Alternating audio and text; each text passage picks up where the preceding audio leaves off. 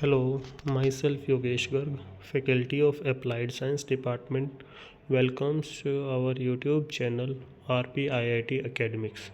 If you like the content, please subscribe our channel. Students, हमने gluconeogenesis start करी हुई थी। आज हम उसी को कंटिन्यू करेंगे। आज हम पाथवे देखते हैं ग्लूकोनियोजेनेसिस का होता कैसे है। इस हमने किससे करनी थी? पायरुवेट से करनी थी। तो ये देखो, हमारे ये दो अल्टरनेट पाथवे दिए हुए हैं, ग्लूकोज और gluconeogenesis. First glucose is converted into pyruvate और second pyruvate is converted into glucose. तो ये दोनों हमारे एक तरीके रिवर्सिबल है। कुछ एक स्टेप्स होते हैं जो हमारे रिवर्सिबल नहीं होते, तो वहाँ पे हमें चेंज करवाना होता है, क्योंकि ग्लाइकोलिसिस के मोस्टली स्टेप्स रिवर्सिबल है। सिर्फ 3 स्टेप है जो इरिवर्सिबल होते हैं, तो उनके लिए अलग अलग पाथवे फॉर्म करना है। तो देखते हैं हम कैसे करवा रहे हैं। सबसे पहला है pyruvate. This is pyruvate. Pyruvate is converted into ऑक्जेलो acetate. First step क्या होता है? 2 ATP यूज़ होते हैं, क्योंकि 2 मॉलिक्यूल पायरुवेट के लेने हैं, और एंजाइम होता है पायरुवेट कार्बोक्सिलेज। कन्वर्ट होता है किसमें? मेलेट में। और यहीं पे जब मेलेट में कन्वर्ट होता है 2 NADH NAD में कन्वर्ट हो जाता है। ये साइकिल चलती है हमारी माइटोकॉन्ड्रिया में।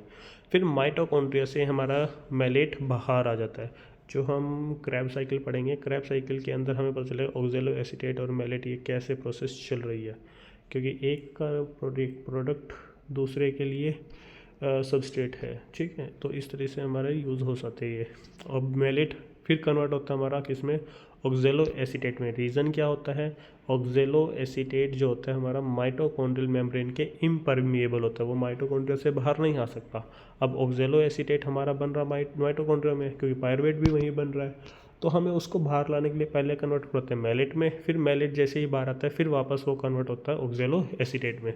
देखो, इधर 2 NADH यूज़ हुए थे, वापस यहाँ पे 2 NADH फॉर्म हो गए। तो ये क्या हो गया? एक बस क्या हो गया, हमें ऑक्जेलो एसीटेट को बाहर बनाने के लिए हमने ये साइकिल करी थी।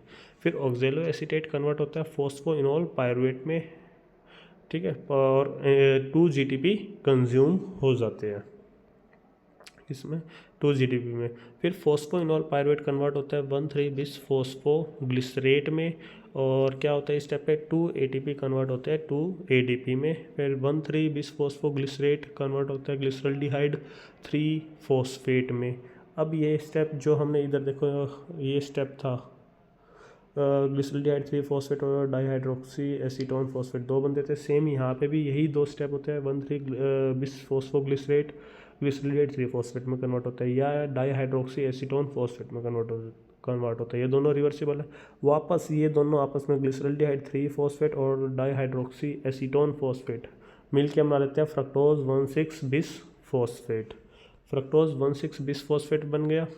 फिर ये कन्वर्ट होता है हमारा फ्रक्टोज 6 फॉस्फेट में। एंजाइम आता है फ्रक्टोज 1,6-bis फॉस्फेटेज। ये वाला स्टेप हमारा क्या था? इरिवर्सिबल था, तो इसलिए यहाँ पे ये एंजाइम आ गया। फिर ये रिवर्सिबल है हमारा फ्रक्टोज 6 फॉस्फेट ग्लूकोज 6 फॉस्फेट में रिवर्सिबल है, अपने आप कन्वर्ट हो जाता है। और ग्लूकोज 6 फॉस्फेट कन्वर्ट होता है ग्लूकोज में। ये वाला स्टेप हमारा इधर भी क्या था? इरिवर्सिबल था, तो यहाँ पे भी एंजाइम लाना पड़ता है हमें ग्लूकोज 6 फॉस्फेट, तो कन्वर्ट हो जाता है ग्लूकोज में। ठीक है, तो ये हमारे क्या होगी? साइकिल होगी। इस तरीके से हम ग्लूकोनियोजेनेसिस में ग्लूकोज को फॉर्म कर लेते हैं। जैसे 2 मॉलिक्यूल पायरुवेट से हमारे पास 1 मॉलिक्यूल ग्लूकोज का फॉर्म हो जाता है। ठीक है, तो ये हमारे क्या होगी? ग्लूकोनियोजेनेसिस। देन इसकी अब रेगुलेशन आते हैं, वो हम नेक्स्ट वीडियो में करेंगे। Thank you.